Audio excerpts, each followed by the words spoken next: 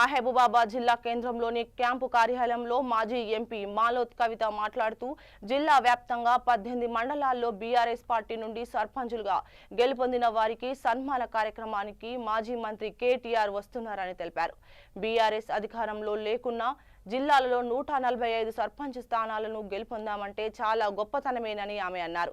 గతంలో BRS party అధికారంలో ఉన్నప్పుడు కాంగ్రెస్ పార్టీ కనీసం వార్డు మెంబర్గా కూడా గెలవలేక నామరూపాలు లేకుండా ఓడిపోయిందని ఆమె గుర్తు చేశారు. ఈ నెల 27న జిల్లా కేంద్రంలో పిఎస్ఆర్ ఫంక్షన్ హాల్లో కేటీఆర్ పాల్గొని సర్పంచుల సన్మాన కార్యక్రమానికి ప్రజలంతా పెద్ద ఎత్తున పాల్గొని విజయవంతం చేయాలని మాజీ ఎంపీ మాలోత్ కవిత కోరారు.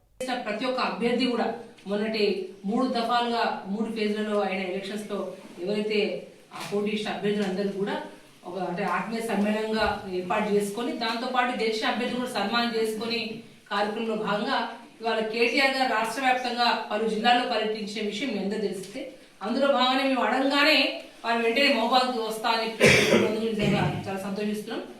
మీడియా ముఖంగా కూడా జిల్లా వ్యాప్తంగా ఉన్న మన కార్యకర్త సోదరులకు పోటీ చేసిన అభ్యర్థులకు మండల నాయకులకు జిల్లా నాయకులకు అందరూ కూడా ఇదే మా ఆహ్వానంగా మిమ్మల్ని ఆహ్వానిస్తా ఉన్నాం. తప్పకుండా అందరూ ఎల్లుండి ఈ కార్యక్రమం అందరూ పాల్గొని దిగ్విజయం చేయండి. ఎందుకంటే పోయిన 10 ఏళ్లలో బీఆర్ఎస్ గవర్నమెంట్ ఉన్నప్పుడు గమనిస్తే ఏంటంటే ఎక్కడైనా ఒక చిన్న వార్డ్ మెంబర్ కూడా గెలవాలన్నా కూడా కాంగ్రెస్ పార్టీకి లేకపోతే ఎక్కడైనా సొసైటీ డైరెక్టర్ గెలవాలన్నా 4 రూపాయలు ఎక్కువ ఉండే కాంగ్రెస్ పార్టీ. కానీ ఇవాళ కాంగ్రెస్ ప్రభుత్వం వచ్చి 2 సంవత్సరాలు అయిన వెంటనే ఇవాళ జిల్లాలో దాదాపుగా మేము 143 మంది సర్పంచులు, కొన్ని చోట్ల సర్పంచ్ అభ్యర్థులు, ఉప సర్పంచులు దాదాపు ఒక 130 పైచులు కూడా అందరూ గెలిచి ఇవాళ మా బీఆర్ఎస్ పార్టీ సింబల్ కారు గుర్తు లేకున్నా వారికి వచ్చిన వ్యక్తిగత సింబల్ గా పోటీ చేసి గెలిచిందంటే ఇవాళ గ్రామాల్లో క్షేత్రస్థాయిలో కాంగ్రెస్ పార్టీ మీద ఎంత వ్యతిరేకత మూట కట్టుకుందో మనందరికి ఈ సర్పంచ్ ఎలక్షన్ ఉదాహరణ ఉంది. ఎందుకంటే రాను ఇంకా అదే మన కేసీఆర్ కార్ సింబల్ మీద ఉంటే ఏ విధంగా ప్రపంచం ఉండబోతుందో రాను మీరు చూస్తారు. కాబట్టి ఆ ఫ్రస్ట్రేషన్ లేదు. నిన్న రేవంత్ రెడ్డి గారు నిజంగా మాట్లాడిన మాట చూస్తే ఒక వీధి రౌడ్ కూడా ఆ విధంగా మాట్లాడు.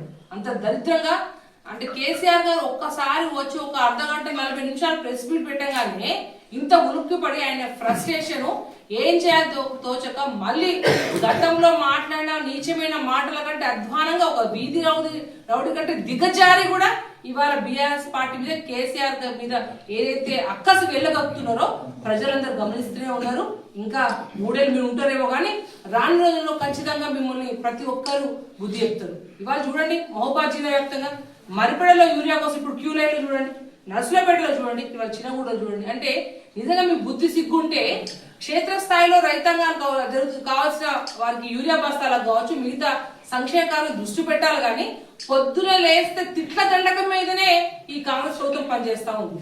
కానీ కేసీఆర్ గారు వారు ఎప్పుడు అవసరం ఉంటే ప్రజలకు ఎప్పుడు ఇబ్బంది అయితే అప్పుడు ఇప్పుడు పాలమూరు ఎత్తుపోతుల పథకం మీద అన్యాయం జరుగుతుంది, ఖచ్చితంగా దాన్ని సరైన టైంలో పూర్తి చేయాలనే ఉద్దేశంతో మొన్న వచ్చి ఆ ప్రెస్ మీట్ పెట్టినా రేవంత్ రెడ్డి గారు ఏ సమావేశం పెట్టినా ఎక్కడ మాట్లాడినా కేసీఆర్ చెప్పమంటే ఇంకా రామయ్యపం చెప్తే ఆయనకి పుణ్యం దక్కేదేమో కానీ కేసీఆర్ చెప్పని చెప్పి ఆయన భగవంతుడు ఇంకా ఆశీస్సులు ఇచ్చే విధంగానే ఆయన ఎక్కడక్కడ అడ్డుగోలు మాట్లాడుతూ ఉన్నాడు.